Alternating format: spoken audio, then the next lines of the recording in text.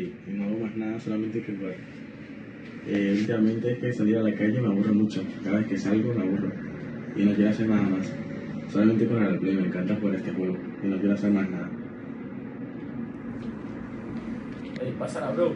¿Ya? Dale Play, al motor.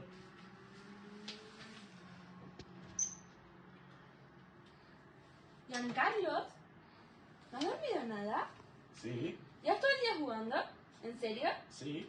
¿Qué No, tiene? tienes que dejarlo, ya estás adicto. ¿Por qué? Porque estás todo el día Pero jugando. no pasa nada. No, sí que pasa. No ¿Por qué? duermes, no descansas, no haces Pero nada. no necesito descansar, ¿para qué? Va, te propongo un reto.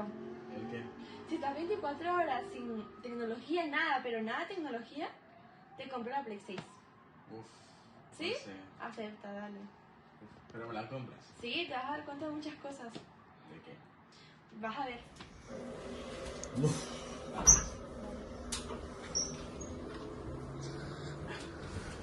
Buah, qué largo se me está haciendo el día. Voy a leer algo.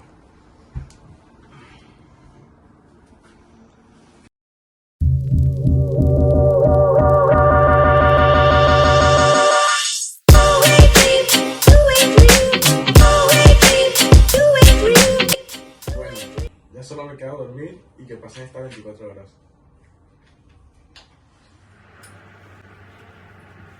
Oye, Giancarlos, ¿Qué pasó? ya pasaron las 24 horas y ya te ganaste la Play. ¿Ya? Sí, ya te ganaste la Play, ¿viste que fue muy fácil? Ah, sí. Pero ¿sabes qué? ¿Qué? Ya no la quiero. ¿Ya no quieres la Play? No. ¿En serio?